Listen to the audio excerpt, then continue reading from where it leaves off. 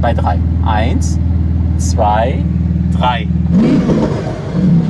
Der brüllt hinten raus, das könnt ihr euch nicht vorstellen. Das ist Wahnsinn, was dieses Auto drauf hat. Herzlich willkommen heute auf meinem YouTube-Channel. Heute sind wir spontan. Heute schauen wir uns ein Porsche GT2 RS an. Zahlreiche von euch haben mich ja immer gefragt, ist das Auto ein Invest, ja oder nein? Jetzt beschäftigen wir uns mal heute gemeinsam mit dem Porsche GT2 RS, der 991, in Kreide mit Weissachpaket. Ob das Auto ein Invest ist, damit beschäftigen wir uns mal. Die genaue Ausstattung erzähle ich euch gleich. Aber es ist so spontan, eigentlich waren wir für nächste Woche verabredet. Das Auto ist jetzt aber verkauft, wird morgen abgeholt und deswegen fahren wir jetzt gemeinsam hin. Ich habe einen Kumpel dabei, er hat sein Handy rausgezuckt und jetzt drehen wir mal die ganze Geschichte mit einem Handy. Also, ich bin mal echt gespannt, wie es wird.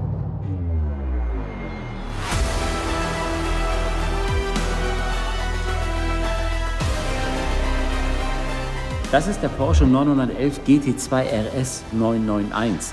Von 0 auf 100 in sage und schreibe 2,8 Sekunden. Von 0 auf 200 in 8,3 Sekunden. Das Auto hat eine Spitzengeschwindigkeit von 340 km/h. 700 PS, das Auto wiegt 1470 Kilo leer und kostet, so wie er hier steht, ca. 380.000 €. Hat einen Neuwagenpreis gehabt vor 2 Jahren von 330.000 €.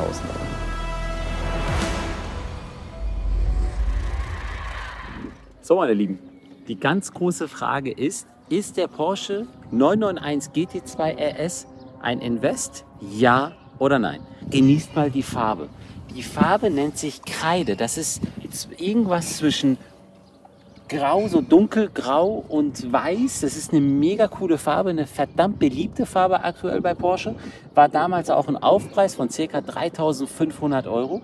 Es gab nur gewisse Farben, die du als Aufpreis dazu nehmen konntest und dann konntest du noch mal die PTS-Farben nehmen, das heißt die individuellen Farben, und die lagen ungefähr bei 9.000 €. Das Auto wiegt 1.470 Kilo nur, hat einen 3,8 Liter Motor, Twin Turbo, und für Twin Turbo, wir wissen alle, jeder, der aus dem Segment ist, weiß, dass Turbomotoren sich eigentlich generell nicht so gut anhören. Aber jetzt, tu mir mal einen Gefallen, geh du nach hinten und ich schmeiß mal das Auto an. Jetzt musst du ganz nah ran, damit ihr das jetzt richtig spürt. Ich sag's nochmal, zum ersten Mal mit dem Handy, aber das schöne Auto ist schon verkauft und wird morgen abgeholt. Das war alles für nächste Woche geplant. Jetzt drehen wir alles mit dem iPhone, keine Werbung, aber jetzt hört euch das Auto an.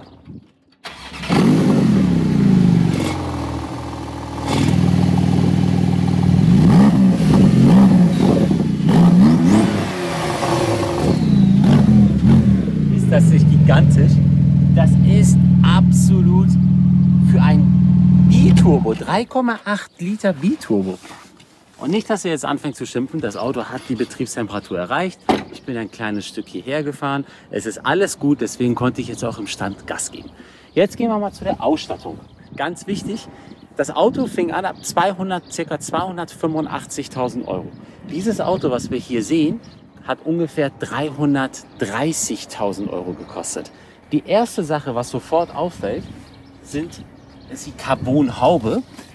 Komm mal hierher, wenn du hier rüber packst, okay, merkst du gar keinen Unterschied. Das ist nämlich eine Vollcarbonhaube und in der Mitte haben sie es lackiert. Okay, in dem Fall natürlich in Kreide. Wenn du das Auto in schwarz hättest, in schwarz, in rot, in rot. So, und jetzt durch Weissachpaket, was ca. 30.000 € Aufpreis gekostet hat, hast du auch 30 Kilo gespart. Das ist einmal die Carbonhaube, Dach, komplett Carbon. Und jetzt kommt das was am meisten die Rolle spielt, ist natürlich deine Magnesiumfelgen. Und jeder, der sich mit Magnesiumfelgen auseinandersetzt, weiß, Magnesiumfelgen sind unreparabel. Das heißt, bei jedem Parkrempler musst du die Felge erneuern. Das A und O bei dem Porsche GT2 RS, was wir auf jeden Fall immer bestellen mussten, war immer ein Liftsystem. Wiegt zwar, und der echte Rennstreckenfahrer verzichtet auf Liftsystem, weil Liftsystem ca. 11 Kilo wiegt. Ihr wisst, Motorsport spielt pro Gramm eine Rolle. aber das Auto hat ein Liftsystem, sonst kommst du in normale Garagen gar nicht rein. Wenn du dir das anschaust, das Auto ist jetzt im Normalmodus, das ist mein Schlüssel, okay? Guckt euch das mal an, das ist fast Schlüsselhöhe. Guck, das ist echt extrem. Das heißt, jede Tiefgarage, wo du ein bisschen runterfahren musst, ist garantiert, dass deine Lippe aufsetzt. Ich spüre schon, dass hier schon irgendwelche Beschädigungen sind, selbst beim Liftsystem. Das heißt, wenn du hier kein Liftsystem hast, wird es extrem schwer. 700 PS, das ist mein Schlüssel. So, jetzt erstmal Schlüssel, zack, okay? Und jetzt hört euch das an. Ist das nicht geil? Und jetzt machen wir noch unseren Auspuff an. Und schon. Das ist so geil. Und jetzt fahren wir mal los. Ganz geschmeidig erstmal. Ganz geschmeidig.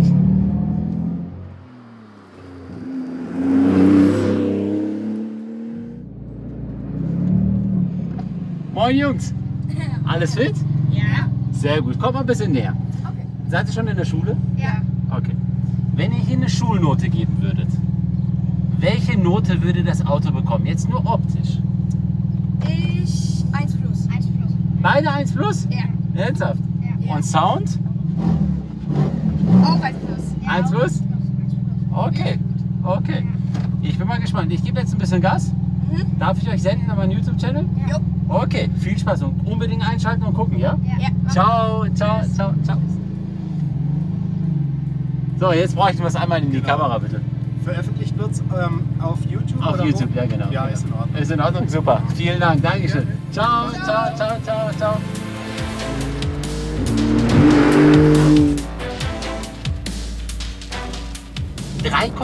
Liter Biturbo.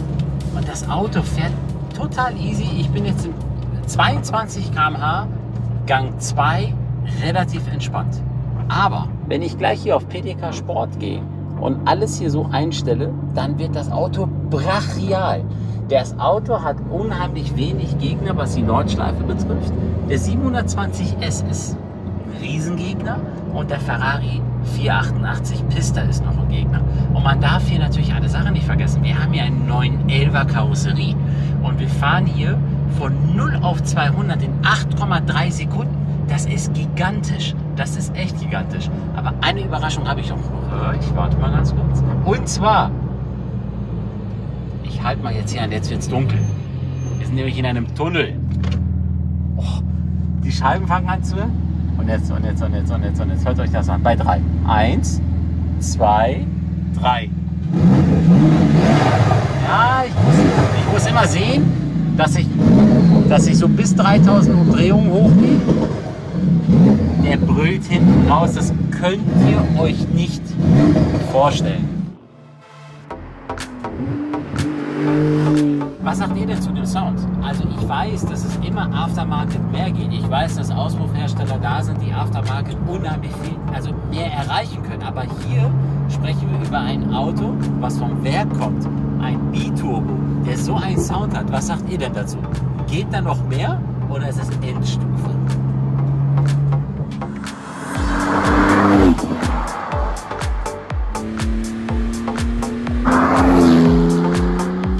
Ich gehe mal auf PDK Sport. Ist soweit? Jo! Das ist unfassbar, wie schnell das Auto. Das ist, ihr müsst das selber spüren. Das ist Wahnsinn, was dieses Auto drauf hat. Und dann noch, ich gehe mal jetzt kurz in die Lenkung, wie präzise das Auto auf der Straße liegt. Und ich habe noch lange meine Reifentemperatur nicht erreicht. Aber jetzt zeigt mal bitte einmal nach vorne. Ich gehe auf PDK Plus, mache meinen Auspuffanlage an und wir geben mal ein bisschen Gas.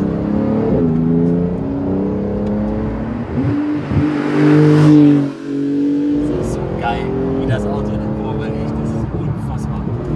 Und jetzt zack. Es ist für einen Porsche unheimlich viel Emotion. Und jetzt geben wir mal Gas. Guckt ihr das mal an. Das ist unglaublich, wie dieses Auto zieht. Das ist einfach Wahnsinn. Was sagt ihr denn dazu?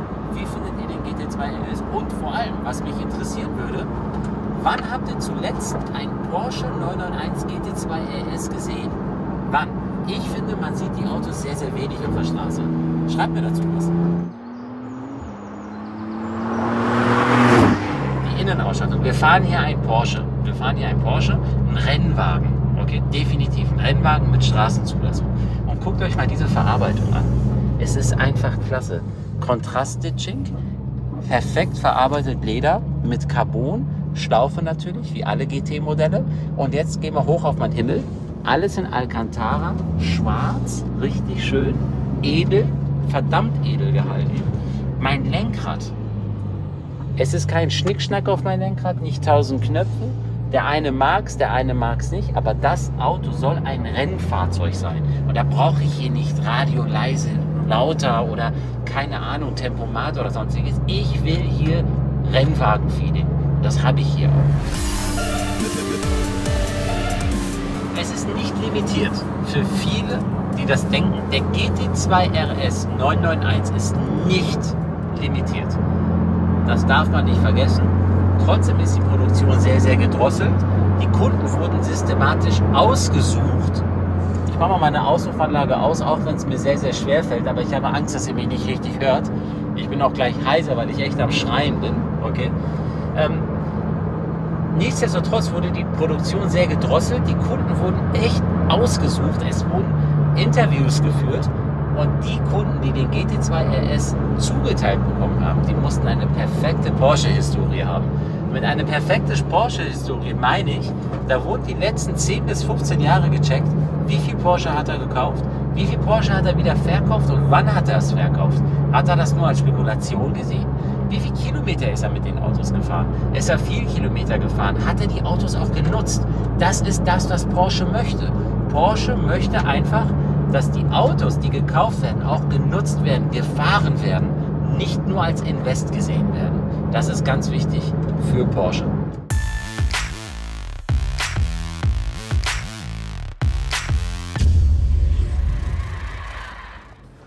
Oh, ist das schön. Das ist so schön. Wir sind jetzt extra hier reingefahren, damit ihr mich besser hört, weil draußen ist es zwar super geil, aber es ist sehr windig.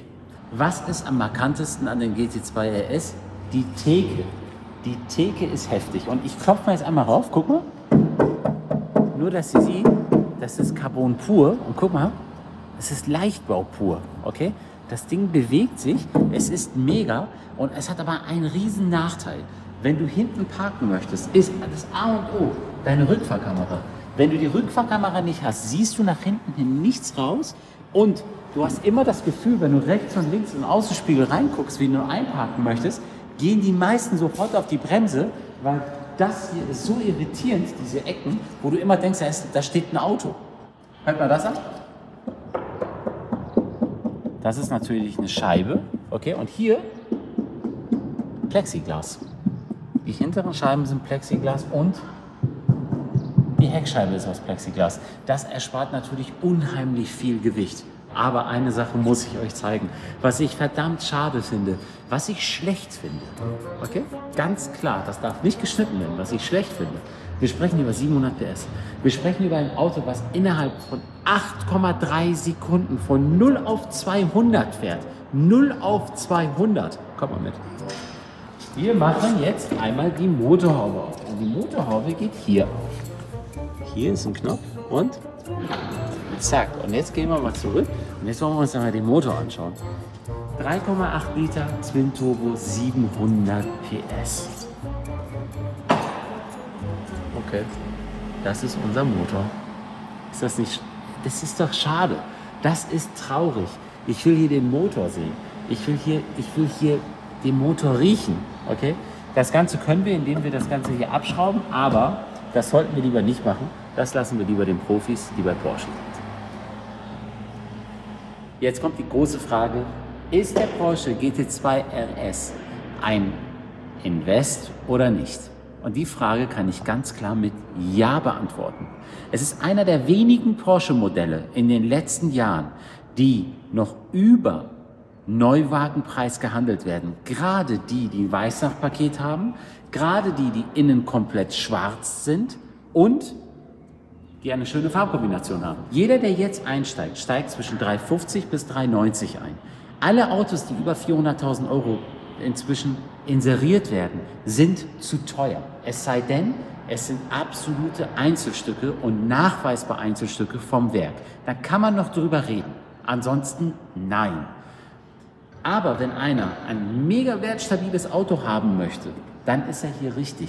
Der Porsche, ich sehe den Porsche GT2 RS unter den Top 5 wertstabile Autos zurzeit auf dem Markt. Ich hoffe, es hat euch gefallen.